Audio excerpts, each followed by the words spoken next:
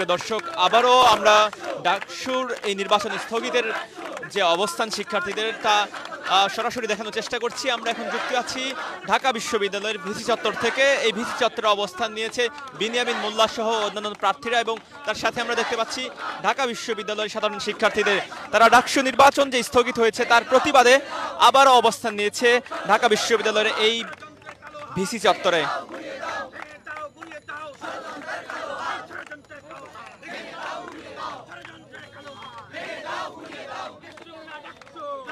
তারা ডাকসুর পক্ষে বিভিন্ন ধরনের স্লোগান দিয়ে যাচ্ছেন।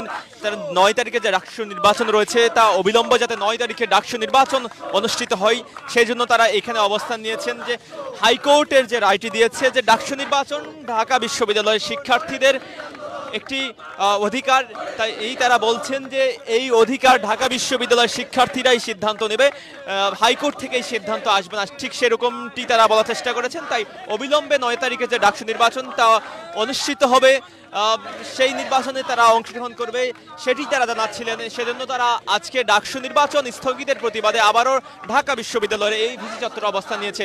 আমরা এটাকে ষড়যন্ত্র মনে করছি এবং ষড়যন্ত্রের অংশ হিসেবে এই ডাকসুকে বন্ধ করে দিয়ে ঢাকা বিশ্ববিদ্যালয়ের শিক্ষার্থীদের যে অধিকার, সেই অধিকার থেকে ঢাকা বিশ্ববিদ্যালয়ের শিক্ষার্থীদের বঞ্চিত করার জন্যই হাইকোর্ট স্বপ্রণোদিত হয়ে এই ঢাকা বিশ্ববিদ্যালয়ের শান্তিপূর্ণ ক্যাম্পাসটাকে একটা নৈরাজ্যপূর্ণ ক্যাম্পাস তৈরি করার সৃষ্টি করা হয়েছে এবং ইন্টেনশনালি এখানে ঢাকা বিশ্ববিদ্যালয়ের ক্যাম্পাসের শান্তি বিনষ্ট করে একাডেমিক শিক্ষা কার্যক্রম যে বন্ধ করাতে পায় তারা সেটা রয়েছে। আমরা সারা বাংলাদেশে দেখেছি বিভিন্ন ক্যাম্পাসে অলরেডি বিভিন্ন ধরনের সন্ত্রাসী হামলা হয়েছে, শিক্ষার্থীদের রক্তে রঞ্জিত হয়েছে প্রত্যেকটি ক্যাম্পাস। তারই একটা ধারা, সেই ষড়যন্ত্রের একটা অংশ হতে পারে ঢাকা বিশ্ববিদ্যালয় এবং ঢাকা বিশ্ববিদ্যালয়ের পরিবেশ, সুষ্ঠু পরিবেশটাকে বিশৃঙ্খলাপূর্ণ করার জন্য এই হাইকোর্ট খেলা চলছে। জুলাই আগস্টের আন্দোলনে আমরা হাইকোর্ট থেকে আমরা জুলাই আগস্টের আন্দোলনে থামি নেই, আমরা বিজয় নিয়ে ঢাকা বিশ্ববিদ্যালয়ের শিক্ষার্থীরা একাডেমিক ক্লাসে ফিরে এসেছে। আবারও যদি হাইকোর্ট করে আমাদের ডাকসু থেকে আমাদের বঞ্চিত করা হয়, ঢাকা বিশ্ববিদ্যালয়ের শিক্ষার্থীরা আবারও তারা আন্দোলন করবে। তারা এখনো সজাগ আছে, তারা অধিকার নিয়ে কথা বলতে জানে এবং তারা ডাকসু নিয়ে ঘরে ফিরবে ইনশাল্লাহ। আমরাও অবজ্ঞা করছি না, আমরা আমাদের অধিকারের কথা বলছি। একটা জিনিস আপনাদের খেয়াল রাখতে হবে যে ডাকসুর বিরুদ্ধে একটা রায় হলো, সেই রায়কে আবার স্থগিত করলো আন্দোলনের মুখে পড়ে, সেই রায়টাকে আবারও নিয়ে আসা হলো। মানে এই হাইকোর্টের একটা নির্দিষ্ট একটা স্ট্যান্ড থাকা দরকার। তারা বারবার স্ট্যান্ড আউট হয়ে যাচ্ছে কেন? তারা তাদের মনমতে একটা রায় আমাদের উপর চাপাই দিতে পারে না।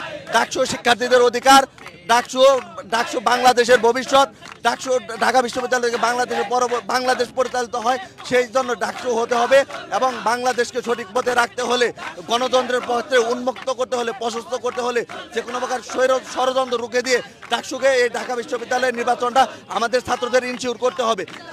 হাইকোর্টের প্রতি হাইকোর্টকে আমরা অবজ্ঞা করছি না, তবে আমাদের যে অধিকার, শিক্ষার্থীদের অধিকার, সেখানে যদি অবজ্ঞা করা হয় আমরা তার বিরুদ্ধে আমরা প্রতিবাদ জানাই এবং তার জন্য আমরা আন্দোলন এবং সেই আন্দোলন সবল করে সবল একটি ডাকসু নির্বাচনকে আমরা নিশ্চিত করে আমরা ঘরে ফিরবো আবার।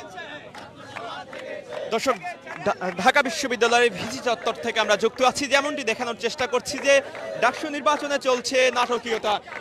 ঢাকা বিশ্ববিদ্যালয়ের এই ডাকসু নির্বাচন আগামী 9 সেপ্টেম্বর অনুষ্ঠিত হবার কথা থাকলেও আজকে হাইকোর্টের একটি শুনানিতে আবারও ডাকসু নির্বাচন স্থগিত করে দেওয়া হয়েছে। গত কয়েকদিন আগে ঢাকা বিশ্ববিদ্যালয়ে একজন নারী শিক্ষার্থী ফাহমিদা আলমের রিটের পরিপ্রেক্ষিতে আজ হাইকোর্টে একটি শুনানির কথা ছিল। তার হিসেবে আজকে সেই শুনানিতে ডাকসু নির্বাচনকে স্থগিত করে দেওয়া হয়। তার প্রতিবাদে আজকে এই ভিসি চত্বরে অবস্থান নিয়েছেন বিভিন্ন ক্যান্ডিডেট এবং ঢাকা বিশ্ববিদ্যালয়ের শিক্ষার্থীরা।